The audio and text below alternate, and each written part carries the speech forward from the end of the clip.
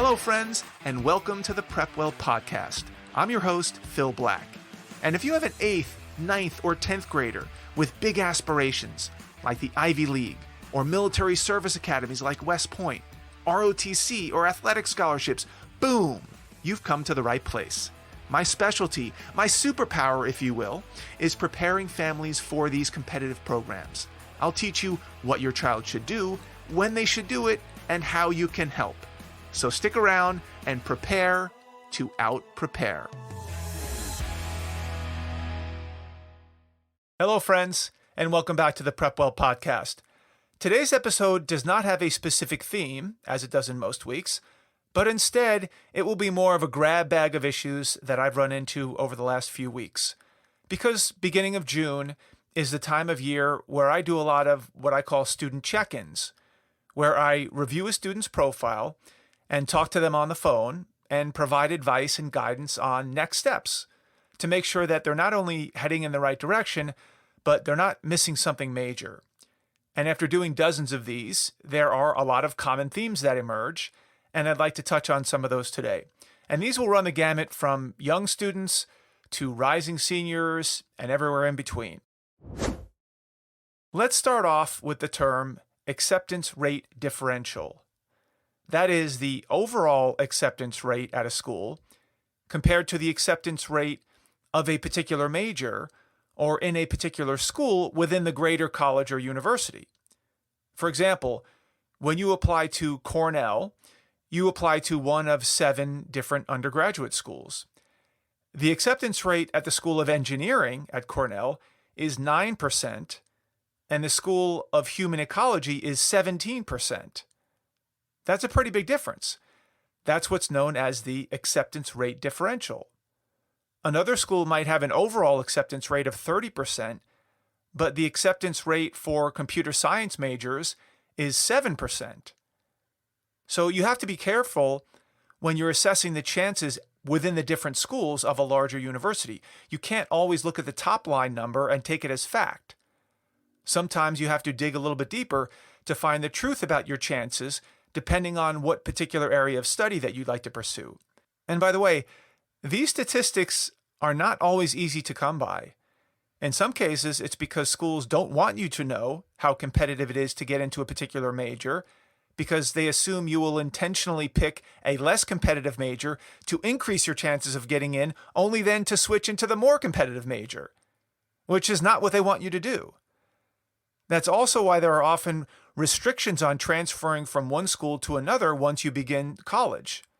For example, if you get into school X's arts and sciences school, you are not always allowed to transfer into the engineering school. They frown upon that type of baiting and switching. So how do you deal with this? Do your research, ask questions, and don't hesitate to call the school and ask for the differentials among or between schools or major preferences. The next item has to do with extracurricular activities, one of the more popular topics, especially going into the summer months. I would guess that 60% of the students that I talk to, maybe more, have founded or want to found a nonprofit organization of some kind that serves underprivileged populations. Now, of course, there's nothing wrong with this, and it may be a very noble undertaking and provide a meaningful experience for the student, but it has become pretty cliche. That's not to say that if you started such a program that you should shut it down or do something else, but I did want to mention how common this has become these days, and I would hesitate from thinking that this type of activity is going to be your big differentiating activity that nobody else is doing, and it's really going to set you apart from your peers. Because admissions officers will see a lot of these types of activities. Of course, how impressive the project is will certainly depend on a lot of factors. What type of organization it is, what impact it has, how long you've worked on it. Did you show leadership? Did you raise money? Is it somehow connected to what you want to pursue long term? All of these factors come into account, but the activity alone will not blow anybody away. How about letters of recommendation? In my videos, as well as with my private students, I talk often about how to craft a winning brag sheet, or what I like to call a student summary sheet. This is the cheat sheet that you give to the teachers whom you've asked to write you letters of recommendation for your college applications. It should happen at the end of junior year before you leave for the summer. This summary gives teachers a lot more information about you than just how you did in their class. And it should make the teacher's job easier, so they don't have to rack their brains trying to come up with content to write about you. Presumably, they will remember how you performed in their class, but sometimes it's nice to provide them with more context about your profile and the colleges you're targeting. However, you have to be careful about this letter.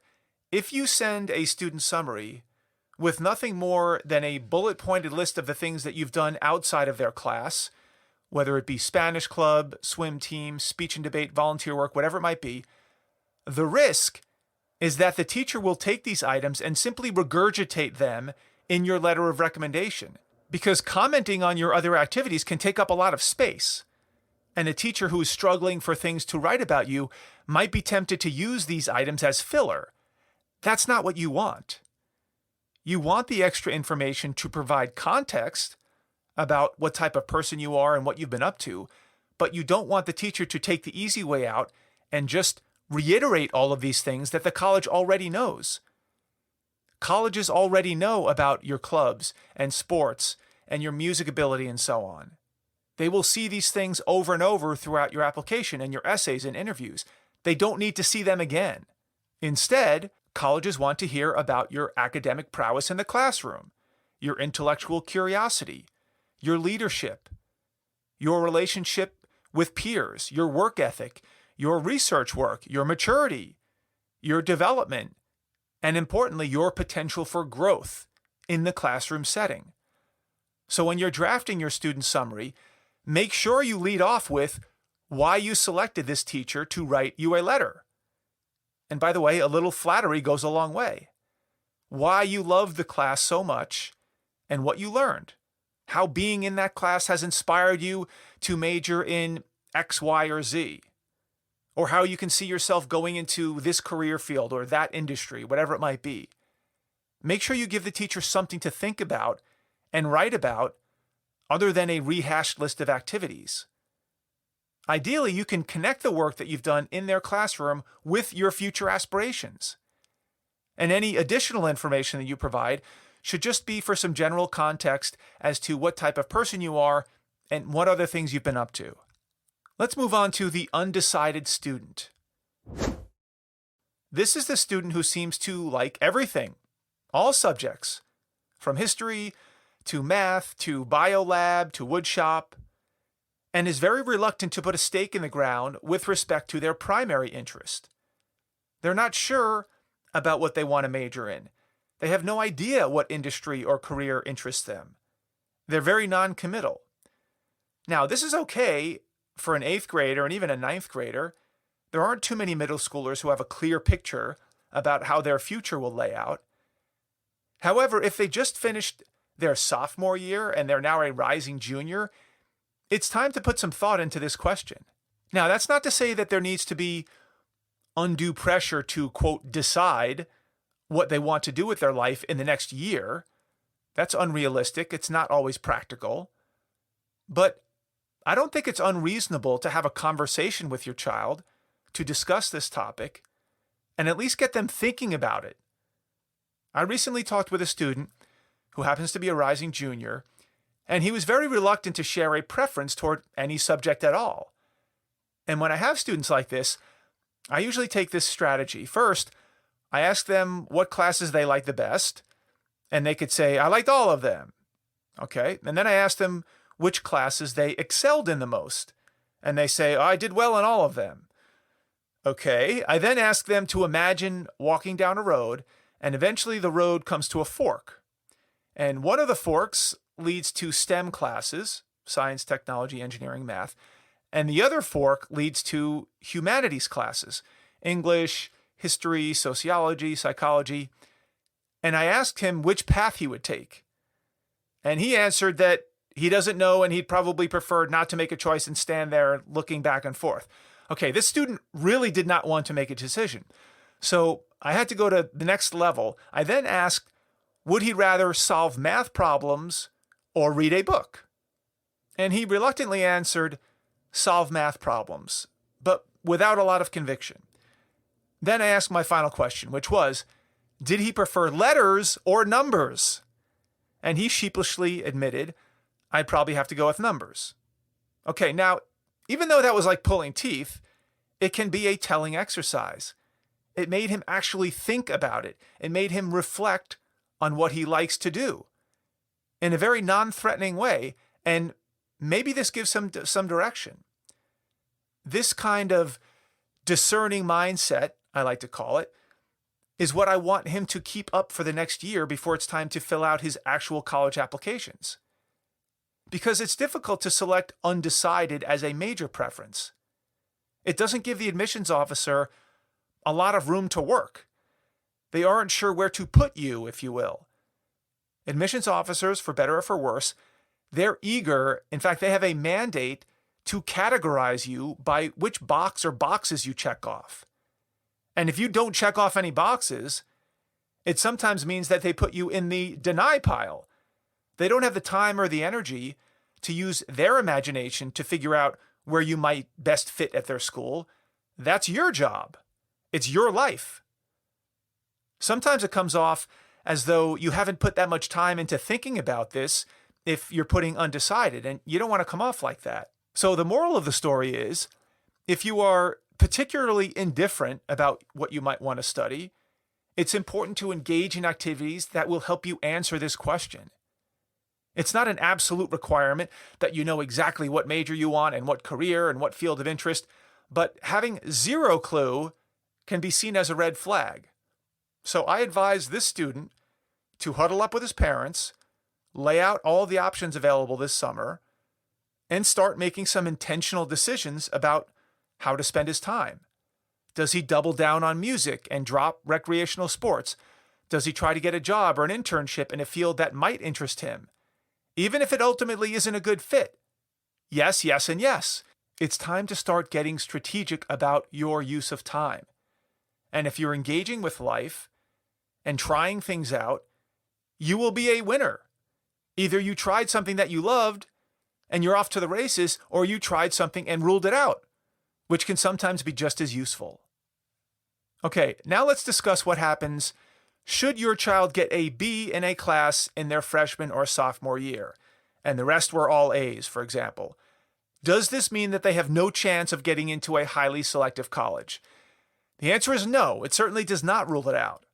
I get this question all the time, especially from parents of 9th and 10th graders, because parents and students hear stories about how competitive it is to get to college, and they assume that any blemish on a transcript will dash all chances at highly selective schools. Not true. Now, it would be nice if your child ran the table and received A's in every single class for every single semester in high school, but there are much bigger fish to fry than that. First off, the rigor of the classes means just as much as the grades in those classes. If your child is taking the most rigorous curriculum that the school has to offer, APs, honors, IB curriculum, college classes, whatever it might be, and they get a B one semester in AP Bio, that is not the end of the line. There is plenty of time and room to recover. I've had plenty of students, including one of my own sons, who got a B in 9th grade math and still got into Princeton and Yale and Harvard and Berkeley and the like. My middle son has multiple B's in his freshman year and was still given the green light at Stanford and Harvard and Princeton. So no, let's get the idea out of our head that perfection is the only way to remain competitive at the more selective schools. It's one of many factors. Good grades is important to get through the initial screen, but it will not be the determining factor by any means. And I'm bringing this up because I often get the feeling that students give up on school once they get their first B. They think they have to have a perfect transcript to be competitive, or they get disheartened and they start losing motivation. Don't fall into this trap. Now, don't get me wrong. It's nice to have a perfect transcript in all rigorous classes, but they shouldn't lose hope if they have a little slip up. There are far, far more important things to focus on than a blemish-free transcript. Like, what is their hook? What institutional need are they filling at a particular school? What type of SAT or ACT score will they get? How will their letters of recommendation be? What about their essays? Where do they intend to apply to colleges? What do they intend to study? Do their extracurriculars align with what they're proposing to study in college? All of these things, in their totality, will determine how competitive a student is at a particular school. That 1B in freshman year world history class will not hold a student back from doing anything if they put their mind to it. And lastly, what makes a good list of ECAs, of extracurricular activities? When I review a student's profile and what activities they're engaged in, I often see a smattering of activities that don't necessarily tie together into a cohesive story. This is okay in middle school and even into 9th grade, but as we move into sophomore year, the idea is to start tweaking the activities, the types of activities, the intensity of the engagement in activities, so that by the end of their junior year, they tell some kind of a story that will read well in a college application. This is what I refer to as the transition from collecting dots to connecting the dots. Now, lest someone listening thinks this strategy sounds like a devious plot to turn their child into something they're not for the sake of a college application, let me explain. Yes, a cohesive and aligned story does help in the admissions process, but it also helps your child in their development as a human. It helps them think about what they like and dislike. It gives them a reason to develop opinions on different fields of studies and maybe even careers. It doesn't mean that they have to know for sure what they want to do or that they're signing their life away, but it does encourage and challenge them to think about their future, something that not many teens do these days. I don't think there's anything wrong with being intentional about what activities to pursue, what activities to over-index in, what activities to scale back on, in an effort to connect those activities to what a 15 or a 16-year-old might want to study when they go to college or pursue once they get out of college. And sometimes a student will, quote-unquote, decide in 9th or 10th grade on a path that they think they want to take, like engineering, and then they'll join the robotics club and take a Coursera online course in mechanical engineering and find an engineering internship, only to find out that they actually don't like engineering after all. This is not a failure by any means. This is a big win. In fact, not only did they do something that they thought they might like, but they really didn't, and maybe that saves them some time and money down the road, but it shows colleges a unique level of discernment, which is not common in your average teen. Colleges love to hear stories like this, where they thought they loved X, only to find out that they really love Y. I've worked with many students who relate this type of story. Quote, "My math teacher said I'd be great at engineering because I was so good at math. I took his word for it for several years until I started to explore what engineering was all about over the summers through internships and a few online courses, and I came to realize that I don't really like the topic all that much. It was far too technical. And I've since switched to medical research, which combines my love of math and data and graphs and attention to detail, but it also allows me to flex my reading and writing muscles." Unquote. This is a compelling story from a student who went down one road only to find out it was a dead end and then started over. If you're not thinking about these decisions and how you allocate your time, you will never run into these types of insights. So my recommendation is to have a sit down with your child before we get too much deeper into the summer and have this discussion. Write down all of their ECAs, then go through them one by one and have a chat about whether this is a good use of their time or a poor use of their time, or something that they're not quite sure about yet. And then think about what new activities they may want to add to the mix to test out different theories about where they might want to be headed.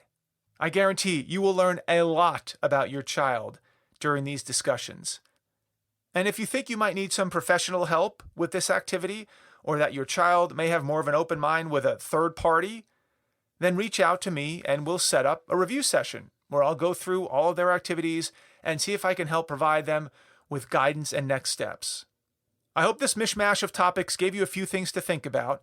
Summer is now officially upon us, and I highly encourage you to help your child make the most of this free time. That's all I've got for you today, folks. Thank you for tuning in. Thank you for the continued support. If you know a parent with a 6th, 7th, 8th, 9th, 10th, 11th, 12th grader in high school that might find this helpful, please share the episode with them. You can do that by finding that small box with a tiny arrow pointing up. That's the share button. Click that button, text your friends a link to this episode, put a little note in there from you recommending that they give it a listen. Of course, if you have questions, comments, or an idea for an upcoming episode, please reach out to me by email, DM me on Instagram, check out our blog, Facebook, connect with me on LinkedIn. I would love to hear from you. Until next week, goodbye, good luck, and never stop preparing.